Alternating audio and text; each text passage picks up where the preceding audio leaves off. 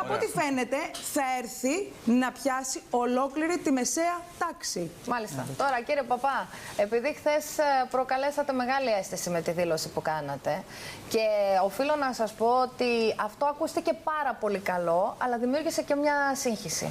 Ότι δεν θα πληρωθεί ο έμφυα το 2015, μπορείτε να μας εξηγήσετε τι πρακτικά σημαίνει? Πρακτικά σημαίνει ότι ένας νόμος αντικαθίσταται από ένα νέο νόμο, κυρία Κλήτου. Συνεπώς, όταν θα φέρουμε την νομοθετική ρύθμιση για την αντικατάσταση του έμφυα από το φόρο μεγάλης ακίνητης περιουσίας, οι πολίτες θα κληθούν, όσοι πολίτες εμπίπτουν στα όρια που θα μπουν και στις ρυθμίσεις που αυτός ο νόμος θα προβλέπει, θα κληθούν να πληρώσουν τον νέο φόρο. Άρα, επί της ουσίας, το 2014 οι βεβαιωμένες οφειλές, όσες προκύψουν αναφορικά με τη φορολόγηση των ακινήτων, θα υπαχθούν στο νέο νόμο ή οι πολίτες θα πληρώσουν με τον έμφυα? Οι βεβαιωμένες και οι καταβληθήσεις, όπως καταλαβαίνετε, τις φορές δεν μπορεί να ανακληθούν.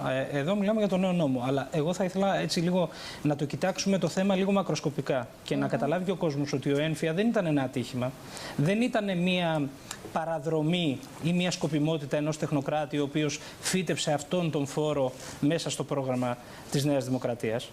Ήταν μια σκοπιμότητα η οποία απέβλεπε στο να αλλάξει το πρότυπο της μικρής και μεσαίας ιδιοκτησίας ακινήτων στην Ελλάδα.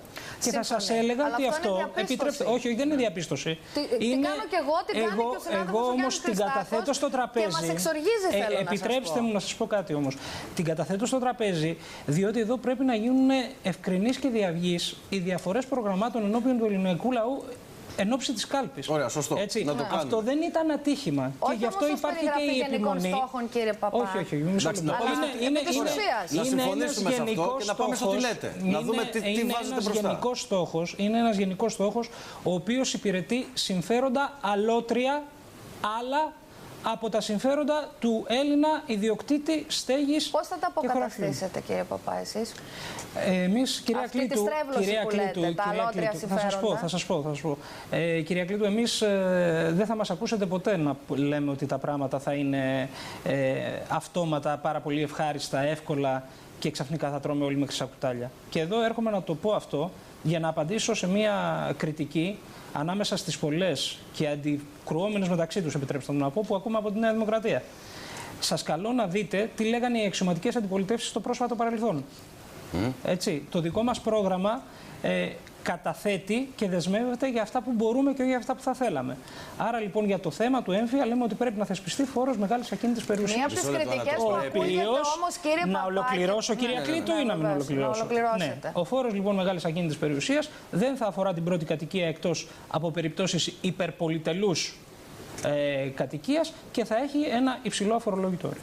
Ποιο είναι αυτό το όριο του υψηλού? Αυτό, για να σας το απαντήσω, θα έπρεπε να έχουμε την απόλυτη και ευκρινή εικόνα του περιουσιολογίου στην Ελλάδα για να μπορέσουμε να είμαστε και ακριβείς. Θα ήταν εύκολο να αρχίσουμε να λέμε νούμερα και μετά να τα ανακαλούμε μετακλογικά και να εξετάζουμε κατά πόσο είμαστε ανακριβείς ή όχι. Αλλά αυτό που πρέπει να ξέρει ο κόσμος είναι ότι με την κυβερνητική αλλαγή τα σπίτια δεν θα κινδυνεύουν ούτε από τον έμφυα ούτε από τους πληστηριασμούς, οι οποίοι πληστηριασμοί είναι πάλι ενισχύει και για την πρώτη κατοικία. Γιάννη, θέλω να κάνω μια ερώτηση γι' αυτό. Το χρονικό όριο, το περιουσιολόγιο, πότε θα το έχετε έτοιμο, ούτως ώστε να έχετε αντικαταστήσει τον καινούριο νόμο από τον έμφυα που ισχύει? Γιατί ξέρετε ότι δεν γίνονται αυτά σε 2-3 μήνες. Άρα τον Αύγουστο θα έχουμε βεβαιώσει πάλι ένα καινούριο φόρο. Θα υπάρχει άλλος ή ποιος θα είναι αυτός? Χρονικά. Ναι, κύριε Χριστάκου, ακούστε. Αυτό που μπορεί να είναι βέβαιος ο Έλληνας πολίτης είναι ότι με το νέο φόρο δεν θα πληρώνει φόρο για την πρώτη κατοικία. Αυτό είπαμε, αυτό και πραγματικά με εξέπληξε που δημιουργήθηκε. Όσο και αν είναι αυτή η πρώτη κατοικία, ή θα έχει ένα όριο? Είπαμε ότι στις περιπτώσεις υπερπολιτελούς διαβίωσης. Και αυτό, και αυτό επιτρέψτε μου να σας πω λοιπόν ένα παράδειγμα. Γιατί προφανώς αντιλαμβάνομαι. Να προσθέσω κι εγώ κάτι σε αυτή την ερώτηση. Είπατε για περιουσιολόγιο. Υπάρχουν κάποιες φοβίες ή κάποιες αιτιάσεις, έστω και αν είναι κατευθυνόμενες ή καλλιεργούμενες, που λένε ότι στις προθέσεις σας είναι να αντικαταστήσετε τον όρο ακίνητο με τον όρο περιουσία και να το φορολογήσετε σε ολόκληρον.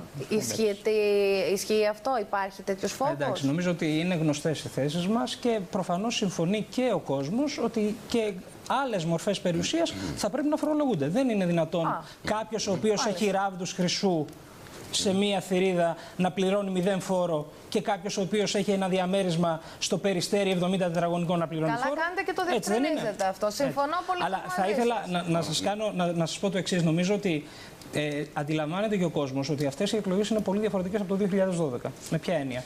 Με την έννοια ότι ο κύριος Σαμαράς δεν μπορεί πλέον να πουλήσει κανένα παραμύθι περί επαναδιαπραγμάτευσης και κρυφής ατζέντας. Αυτό είναι το μεγάλο του μειονέκτημα. Αυτό είναι που παγιώνει σε όλες τις μετρήσεις της κοινής γνώμης την πρωτιά του ΣΥΡΙΖΑ, και αυτό είναι, θα σας έλεγα, που έχει φτιάξει ένα πολιτικό κλίμα λίγες μέρες πριν την κάλπη, όπου το βασικό δίλημμα για τον αναποφάσιστο ψηφοφόρο είναι αν η Δευτέρα 26 Ιανουαρίου θα βρει τη χώρα μας με μια σταθερή διακυβέρνηση που θα έχει λάβει εντολή για ισχυρή διαπραγμάτευση. Το κλίμα στην Ευρώπη αλλάζει, κυρία Κλήτου και κύριε Χριστάκο. Αλλάζει το κλίμα στην Ευρώπη και ερωτά το Έλληνας πολίτης. Τώρα που όλα τα ζητήματα μπαίνουν επιτάπητος, και το θέμα του χρέους, επιτρέψτε μου να σας πω. Τώρα που το φάντασμα της εξόδου της Ελλάδας από το ευρώ και της τραπεζικής κρίσης έχει φύγει από το προσκήνιο. Τώρα που και Ευρωπαίοι παράγοντες όλα αυτά κατά το κοινώς λεγόμενο τα βγάζουν από την πρίζα.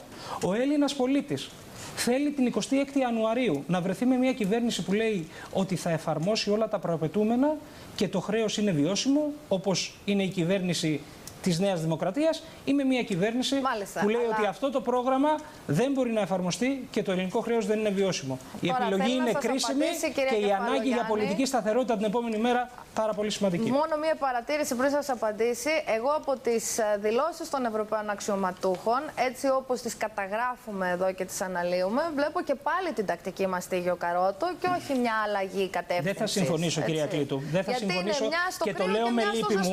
Το λέω με λύπη μου, διότι και ορισμένα μέσα ενημέρωση στην Ελλάδα παίρνουν και γιγαντώνουν οποιαδήποτε δευτερεύοντα υπονοούμενα ή απλές τυπικές επαναλήψεις διπλωματικών τοποθετήσεων. Ναι, λέω και το λέω με μεγάλη λύπη.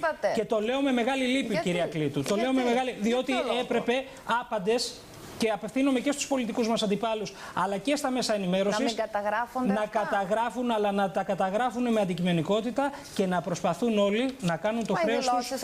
Ακούστε με λίγο. Σας παρακαλώ λίγο. Σας παρακαλώ να ολοκληρώσω. Λέω ότι θα έπρεπε όλοι μας να έχουμε τη μέριμνα να αυξάνεται η διαπραγματευτική ικανότητα της χώρας. Όχι να διακινούμε εν είδη απειλή στα επιχειρήματα των δανειστών εντός της Ελλάδας. Έτσι δεν είναι? Είναι καμπανάκι προειδοποίησης αυτό. Μα πώς θα διαπραγματευτείτε? Θα με επιτρέψετε πάντως να κάνω κάποια σχόλια, γιατί έχει πει πάρα πολλά πράγματα ο κ. Παπάς, για τα οποία πρέπει οπωσδήποτε να δοθούν απαντήσεις. Γιατί κύριε Παπά, είπατε.